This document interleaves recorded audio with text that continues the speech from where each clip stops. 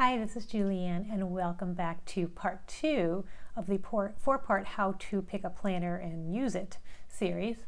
So last session we talked about why. Why are you using a planner? What are you going to put in it? So today you might be thinking, oh great, we can go shopping, we can go to Etsy, or we can go to Michael's and pick our planner. Nope, not yet. We got another step to do before we can actually start to decide which planner we're going to use. And this step is, again, another one people don't bother to think through, but this really governs the how, the tools, what you're actually going to use as your planner. And so we've got this why. The why defines the what, the why and the what are together, but they define the when and the where. So let's use an example so we can put this together. So why? You want to do some faith journaling, and you're going to be doing some daily journaling based on your faith. So when and where? That's pretty easy, right? You're probably going to do it maybe in the morning, and maybe you have a special spot where you're going to sit, have your morning coffee, and maybe read your Bible and journal. So the when and the where is, in the morning, in wherever the spot is, maybe your favorite chair or your kitchen. So that's pretty easy. So that helps you to see what kind of planner you're going to need because it's fitting your lifestyle. In this case, it's going to be pretty stationary. It's going to stay in one spot. You might want it to be pretty and inspirational, so you're starting to get a little bit of an idea of what you're looking for. Let's think about the memory keeping. So if you're doing memory keeping, you're probably not touching your planner pretty much most of the week because instead you're out and about, you're taking photos, you're probably writing some notes, maybe you have a little small notepad, a jotter pad, where you're jotting some things that you want to do. You're not going to put that in your planner right away, right? Because you want it to be a pretty layout. This is a memory keeper, this is a keepsake, so you're not going to want scribble, you're going to want to take your time and make it pretty. So you're probably, the when might be once a week, and the where is going to be where your supplies are, right? So you're going to be taking photos off your phone maybe throughout the week, and then you print them on the weekend, and then you make it pretty, and you put your notes in a nice pen, a nice whatever, you type them up, whatever you're going to do. So the when and the where is different. The when might be once a week, and maybe it's in an office where you have your printer and your various crafting supplies. So that's a different kind of planner, right? It's going to live in one spot. It's going to be pretty. It's not going to be traveling around, right? You don't want it to get beat up. So this is going to be more of a pristine planner, definitely going to have some beauty elements to it because this is something you want as a keepsake for a long time, and you're going to want it to be sturdy enough to last as something you can be handing off to people or looking back at through over the years. So you really want it to be a sturdy planner. A little bit different. Now let's look at the teacher or the student planners. Those are going to travel, right? So now we've got some momentum, some movement in here. So they're going from the classroom to home and back and forth. So now that's a little bit of a different planner. This one's going to get a little messier because things are going to be done on the fly a little bit more. It's going to get beat up a little bit more. It's going to be shoved into backpacks or briefcases. So now you're starting to think, okay, this one moves. It needs to be a different style planner. It might need to be more lightweight. It might need to lay flat very easily. It might need to be sturdy enough to be traveled around in, and it might not be so pretty because I'm scribbling and I'm doing things on the fly. I'm writing down my assignments quickly. Or as a teacher, you might be writing what happened in the day and where you didn't quite get your full lesson done, and you're making jotting notes and making arrows. So different kind of planner, right? If you are doing the journal planner, so if you're doing journaling in a aligned planner, that's probably something that's going to be stationary. Maybe it's something that you have at your bedside table. So the when and the where is every night in my nightstand. It lives there. I take it out. I write before I go to bed. So I'm reflecting on my day. Where the faith planner is in the morning, maybe the journal is at night. So it lives in a different spot and it has a different when. So you see how it's starting to change what you need. It's stationary. It's not going to move around so much, and you're going to be writing in bed. Right? Possibly, depending on when you want to do it. Or maybe you sit down in your favorite chair and you write with a glass of wine at the end of the day. But again, you're starting to think and you're starting to see some moods. Like if there's a planner you're going to use every night, it might have a different feel and vibe than a planner that you're using in the morning. So one might be bright and peppy and the other might be more soothing, relaxing. Kind of depends. So the when and the where starts to shape what you're going to do, what you're going to look for when you go to actually purchase your journal or your planner. So that's another thing. If you're artistic, if you're doing the artistic expression, that's another planner that probably isn't as mobile as some of your other ones because again, if you're doing one that before the pen, after the pen, before the pen is very stationary, right? You're going to sit with all your supplies. And I know a lot of people who do the things that you see on Instagram, they might take their planner with them, but they don't actually write in it because things change throughout the day and they want it to be pretty so they can take pictures of it. So they're actually using Post-it notes on different spots in the planner as things change, and then they're going back at the end of the day or the end of the week and filling it in so it looks pretty. It keeps that artistic expression going. There's nothing wrong with that. I'm not faulting that in any way. What I'm saying is it gets used a little differently, so they may or may not carry it around. They may take a look at it, might even take a picture of it and refer to the picture through the day so that the planner can stay pretty. So if it's going to travel, it needs to be sturdy enough to not get damaged, but it may stay stationary where all your supplies are, your stickers, your washi tape, your markers. It may just live there. So again, could give you some clues as to the size of it, could give you some clues as to the durability. Maybe you need a harder cover if you are going to carry it around, but you want it to stay pretty. You might not ever make it to the kitchen because you don't want stains on it, right? If you're somebody who really wants a pretty planner that you can take pictures of, that beauty's never going in the kitchen where things can splatter on it. So be thinking, if you're going to do meal planning and you want to do pretty artistic expression, do they go together for you? Maybe not. The goal in the project and the to-do and the appointments. This is where things start to fall apart for a lot of people because it's like, oh, what's the right planner for this? These are highly mobile, right? They're going with you. They're in and out, and depending on what you're putting in, they might be going to work, they might be going to your car, you might be, back in the day when you actually had kids with practice, you could be going to a little league field or a soccer field. These things, they move, right? A goal in a project might not move as much. So say if you have a blog planner, that might live right next to your computer. So the when and the where might be, lives on my desk, and I refer to it every day when I'm sitting down writing my blog. So that might be different. Even a weight loss one might be, it sits, in my kitchen where I'm doing my food prep and I'm thinking and I'm counting calories, and so it kind of lives in my kitchen. So the goal one might not move as much as your to-do and your appointments. That one needs to really kind of be with you and be accessible throughout your day. So you need to think about your lifestyle. Do you spend most of your day sitting at a desk so it's pretty stationary once you get to work? Or are you constantly going to appointments and you need to refer to it? And these things, the when and the where, start to give you a clue as to the format. So you might want to think, oh, I'm a digital girl or I'm a paper girl. But maybe not. And there's room for both. And that's I think what trips people up with planning is it's so individual to you. Just because you saw somebody say, this is how I plan my day, you might only like one piece of that, or only one piece of that might work for you. It's so individual. It's about what you want to create and what works for you. And so I want to introduce you to the idea of the hybrid planning here, especially when it comes to to-dos and appointments, is that you may want to have part digital and part paper. You might need to go back and forth between the two. That's what I do. And I'm a digital girl. I think my business is making digital planners, right? That's what I do. But I live with Google Calendar as a place where I track all my appointments because I still have the day job, a little bit longer, 3 more months and I'm retired. But I have all kinds of appointments for that and they change all the time. And I do not like marking up my planner and cross outs, and I don't like that. I want my planner, it doesn't have to be pretty, but I don't like it to be messy. So Google Calendar is where I keep everything because it moves around constantly and I don't transfer it to paper until later, till we're doing the week. So if you have appointments, especially if you make things like 6 months to a year out, you go to the eye doctor, right? And you make an appointment a year out. Do you want to put it on paper? You might not even have the planner that covers those dates, right? So that's where you might want to have this hybrid concept of you use a Google Calendar or Apple Calendar or whatever you like to use online to track appointments and big dates, things that get planned out through the year. And what I like is you can also do the repeats. So I can put people's birthdays in there and every year it's going to come up, so I don't have to sit there and remember. My friend's birthday actually is tomorrow, Jim's birthday. And I don't have to worry about remembering or forgetting it because it's on my calendar. When I glance at the month, there's all those birthdays.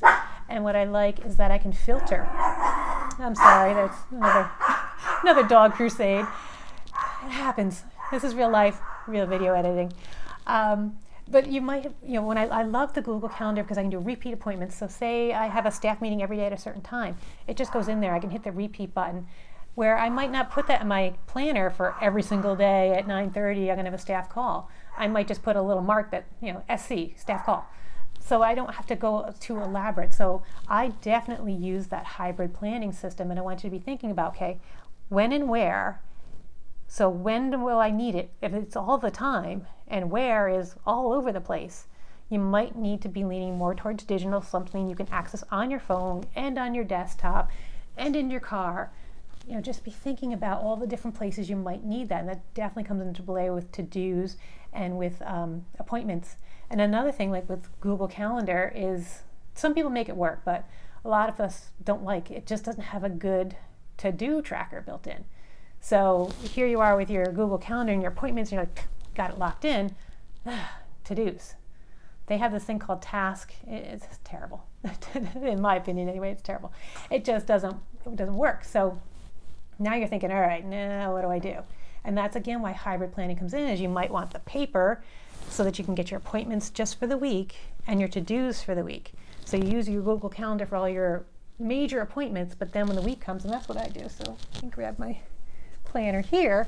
This is my paper planner, and I just go week by week and just fill it in. So that way all the appointments can change. Cookie, it's not playtime, honey. I can do all my appointments in advance on the calendar, but then that week comes, I write down what they are, so they won't move as much because now I'm into the week. So I don't have as many cross-outs, I still have some.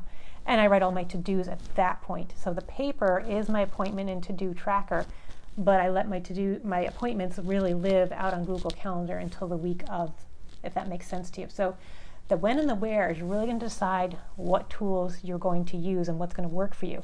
If you really need to be carrying this planner around, if you really want to be paper-based, or if you want to be carrying your iPad around, which I switch back and forth between paper and my iPad. I just finished using my fall planner, which I don't know if I have here. And Cookie's really wants to play. This is not the time to play, sweetie. See if I can get my fall planner up for you real quick. And that is what I just finished using. Let me jump into that real quick. So here's my fall planner. So give you an idea of a lot of pages in my fall planner. And I just switched from using this. I've been using this for a couple of months. But this will give you an idea. My fall planner, I was doing a lot of daily planning. And so everything was color-coded by the day, and I was practicing with different styles. But as you can see, I really have a colorful daily page. And from that, I switched to a weekly layout where I still have a lot of color. Still have a lot going on, but I'm now doing a weekly layout. And I would have created it digitally, but I had so many projects going on, I just didn't have the time to create it. So I switched to paper for the time being, but I will go back to digital as I go forward. But that's one of the things I want you to know, is that it's the when and the where is going to determine the how you're going to access this information, how often do you need to access it, what's your toleration for carrying your iPad around. And with your iPad, you can put good notes on your phone too, so you can go back and forth. Maybe that's the solution for you. Or maybe it's Google Calendar and a paper calendar. You have all these options, and that's what kind of trips us up, is you have too many options, and not one thing is going to do it all. And I think people think that their planner should be able to do it all. And they want the planner with the meal box over here, and the day planner over here, and the habit tracker over here, and they're trying to get everything on one page. And that just doesn't make sense. And it overwhelms you. You get to your planner and you're like, what am I doing? I'm doing so many things at once. Try to get it simple. Simplify it and think about the when and the where. If your meal planning is always done in the kitchen, we talked about this in the last episode, why does it need to be in your paper planner? So when I get to meal planning, I look at, when the kids actually had practice, I would go onto that whiteboard calendar and I'd write the days, away game, home game, practice, because that gave me an idea of who was going to be home for dinner or what time, if dinner was going to be really late. And then I did my meal planning right there on the calendar. I wasn't going to go back to my planner. That wouldn't make any sense. If there was an evening appointment, I'd write that on the whiteboard too. So I knew, all right, this is going to have to be a quick dinner because there's no time to cook, or I'm going to eat with my daughter here, but my son's going to come home really late from a game, and either we're going to have a sub waiting for him, or we're going to have a quick dinner, a plate ready for him to heat up.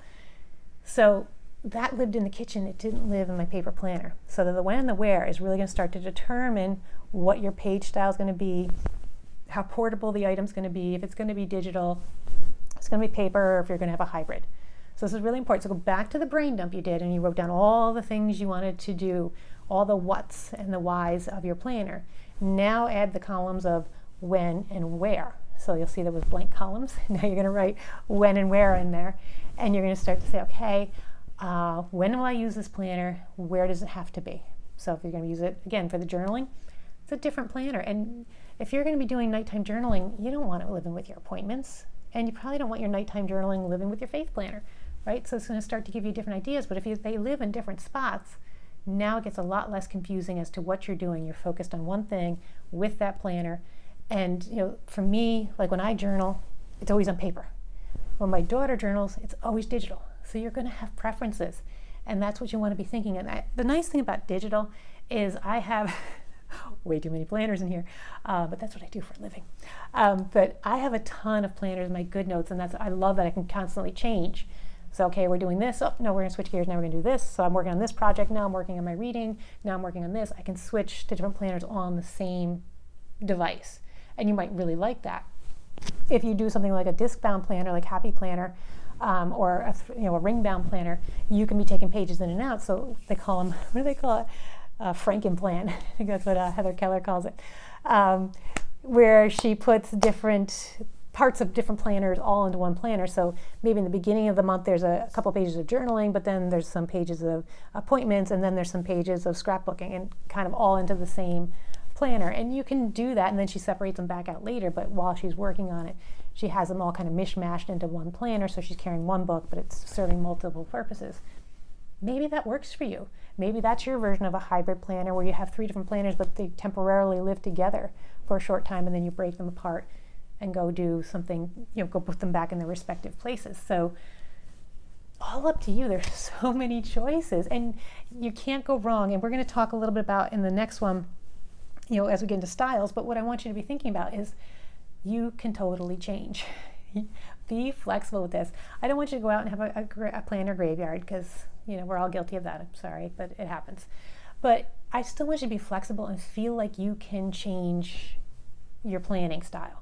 So you might start working with one style and it changes. So say in the summer you're out and about more and you're spending more time at the beach, and maybe you want a paper planner because number one, sand does not mix with an iPad very well, and it's very hard to see the screen out in the bright sun, right? So maybe you switch to paper and you use that all summer long, but then the fall comes and you're inside and you're cozy and you want to switch to digital because you have a couple different things. You're spending more time inside, so you want to be able to read a book and do your planning all at once. So you want to have it on, you want to have your iPad be your planner. That's okay. It's not like you bought this planner, you now have to commit to it for a year, you're bound to it. Very few people start and end with the same planner, and that's okay as long as you're not investing a ton of money into your planner. If you're spending $20 or less, go for it. Feel like you can mix things up and play around with it. If you're doing project planning, you're definitely going to be changing your planners around, because I have all kinds of different project planners. So there's ones that are just on craft, but there's a different one on scrapbooking, and there's a different one on blogging, there's a different one on podcasting. So you have different planners for different purposes. So if your goal or project based, you can get a very specialized planner, and it has nothing to do with your appointment planners, right? So you get to mix and match. You can do digital and paper. There's no rule that says you're all digital or you're all paper. And take it from me who makes digital planners, I use paper too. It's a mix-mash, and that's okay. The only rule that applies is what works for you, what will actually allow you to do what you want, what is going to help you actually plan. So be flexible, be willing to change with the seasons, change with as you find something better. You see a video and you're like, oh, that's cool, I want to try that. That's okay. I've been watching a lot of Michael's videos. They are now doing national videos, so they bring in some big people. And there's a whole section on paper. If you go to the Michaels and you go to the classroom, and there's a whole section on paper, which is all about different people and how they're using their planners, and you might get some great ideas from that. So reach out, get inspiration. Don't think that the Instagram photos are the only source of planning. Just because the people on Instagram are the people that want to take pretty pictures. And I'm not faulting that in any way. I wish I had that ability. I don't. But you're not going to take a picture of a really ugly handwritten planner, right? It's just not picture worthy. It's not Instagram worthy. So doesn't mean it doesn't exist. There are a ton of that. It's just that they're not going to take a picture of it and stick it up on Instagram, because people go to Instagram looking for beauty and inspiration. They don't go for looking for functionality so much. So just because it's not out there in the video world does not mean it doesn't exist. So your takeaways from this one is to add your when and your where columns now to your brain dump. With these things that you have in mind, when are you going to do them? Where do these things need to go or to live? Are they portable? Are they stationary? Because we're going to use this to help you decide. Because in the next step, yes, you finally get to go and pick your actual planner, but this step comes first. So I think I've gotten all of the, I'm just going through my notes real quick. I got everything covered that I want to cover in this video. So next video, we get into format, layout, so paper versus digital, and actually daily, weekly, monthly, all of that good stuff. So I will see you next week. Have a great day.